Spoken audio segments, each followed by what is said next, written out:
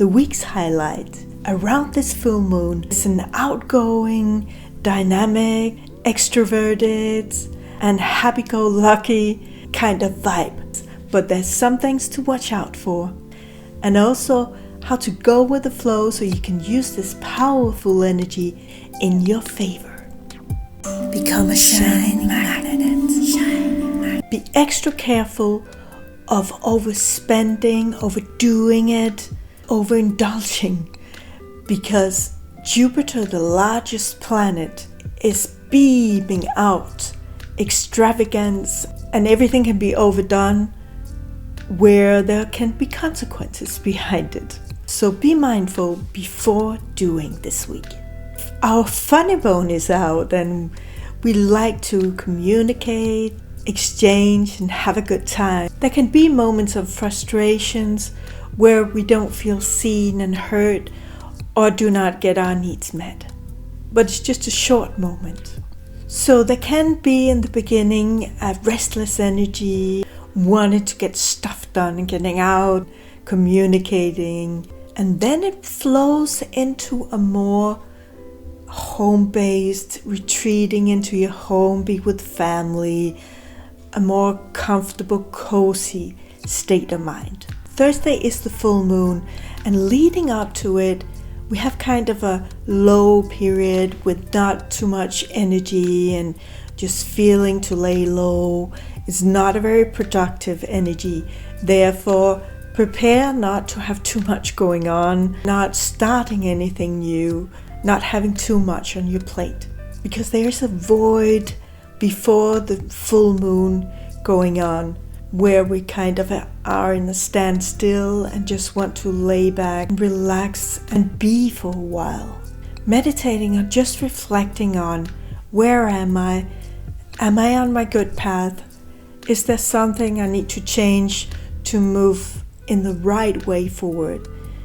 When you have a lot of momentum and it's going to be a fiery year, it's very important to have that balance between rest and action, because otherwise you will go too fast, too far outside of the comfort zone, and that will create a big resistance. So you'll have to go back. It's best to prepare in advance, a balance moving forward, having moments of activity and brighter moves actively made, but then have prepared within your schedules moments of reflecting and feeling in what feels right and good to move forward on. Because this new era is all about moving forward with what your heart feels for. When our hearts are not really in it and we're just doing it for money or because we have to, then the energy is not strong enough to pull through. So we will either pull through and feel unfulfilled, it was a waste of time, or we will stop in the middle of our tracks because the drive is not there. The important, powerful energy is not there because it's not your passion. It's not something that you truly feel is like a calling bigger than you. So therefore it's important to listen in to what your heart feels for, tweak, improve along the way, so you stay on the right road, the right track. Because life is not one straight line, it's ups and downs and ins and out and front and back. That's real life. But I've realized by taking the time every day to listen in and preparing brighter moves before doing it, I have stopped a lot of karma drama. By accepting going slower, I'm going in the right direction and not making too many wrong turns, U-turns, and having to go back and start over. When you go slow, getting slowly out of your comfort zone, one move at a time, see how you feel about it, and then you make it one more time to make sure that you're still on the right track, that it still feels good. Then you kind of widen your comfort zone and it stays wider, meaning that you can do more, you have more opportunities, and you keep expanding your life. You keep brightening your life. It would really help me if you like and subscribe so I can reach more people. Like I came to Denmark fleeing from Madagascar with my little son, 1 year old, on my arms. I had to start from zero. And because I'd been through a lot in Madagascar and I came back with PTSD at that moment, I had to go slow and learn to listen in before doing things. Does this feel right for me or not?